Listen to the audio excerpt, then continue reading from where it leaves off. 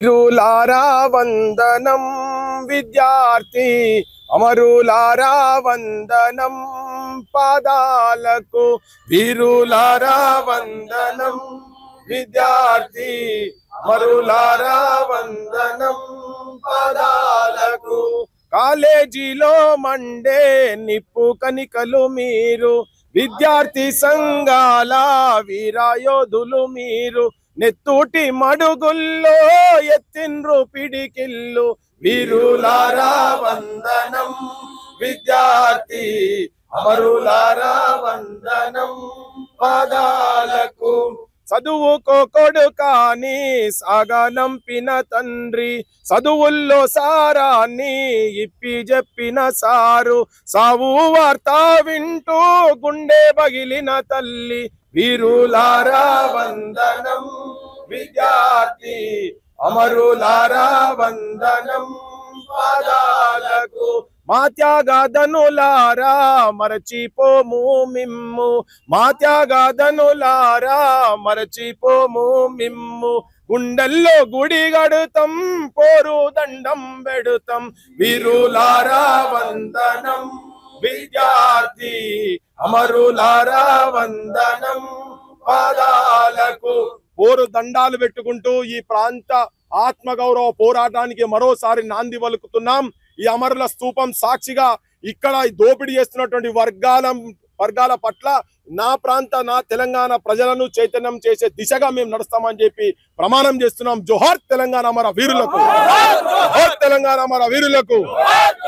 మార్వాడీలు గుజరాతీలు కొంతమంది వాళ్ళ పెట్టుబడులు ఇక్కడ పెట్టి మన బతుకులను సర్వనాశనం చేసి అలా రాజు ఆత్మహత్య దాకా జరిగింది కదా, వాళ్ళు ఇక్కడికి వచ్చి మన ప్రాంతంలో మన కడుపు కొట్టి వాళ్ళ పొట్టకూటి కోసం వచ్చి మన పొట్టలను కొట్టి మనకు చిప్ప చేతికి ఇచ్చా ఉన్న చిప్ప కూడా గుంజుకునే ప్రయత్నం జరుగుతుంది.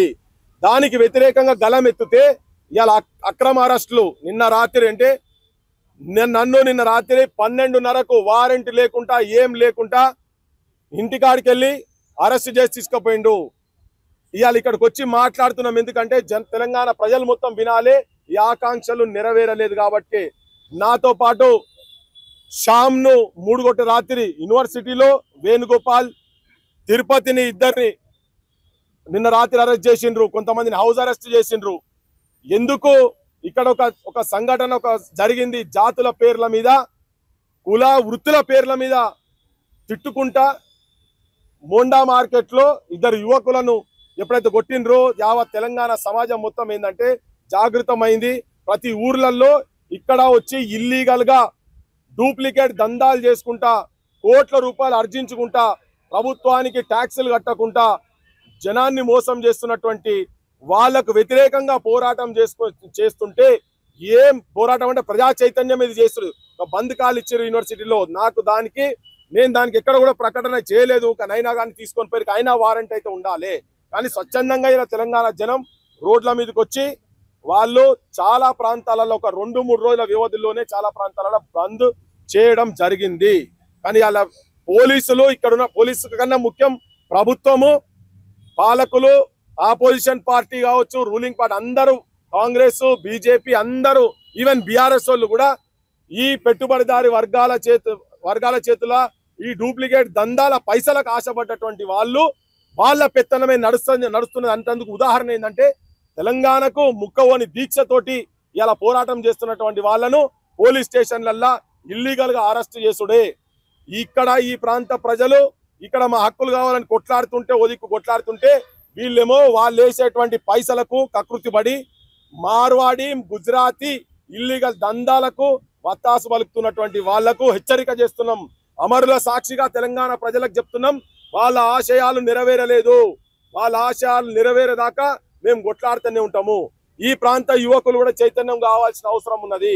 రేపు భవిష్యత్తులో మన దుకాన్లు, మన ఇక్కడ వ్యాపారస్తుల దుకాన్లలోనే మనం కొనాలి. ఎందుకంటే ఎంత అవమానంగా మాట్లాడుతున్నారంటే వాళ్ళు 1000-2000 రూపాయలకు తెలంగాణ ప్రజలు తాగి పండుకుంటారు, తాగి పండుకుంటారు అని ఎవడో ఊంస్తేనో ఎవడో ఇది పోస్తేనో దాని అన్నం తింటున్నాం మనం, ఆ బువ్వ మనం తింటున్నాం అని చెప్తున్నారు. ఇలా మార్వాడి సమాజానికి సంబంధించినటువంటి గుజరాతీ సమాజానికి సంబంధించినటువంటి అధ్యక్షత స్థానంలో ఉన్నటువంటి ఒక ఆయన జోషి అట, జిగ్నేష్ జోషి ఆయన మాట్లాడుతున్నాడు, ఇంకా మాట్లాడుతూనే ఉన్నాడు. ఈడ మాట్లాడి ఇక్కడ హక్కుల గురించి కొట్లాడేటోళ్ళు రజాకారులట వాళ్ళకు.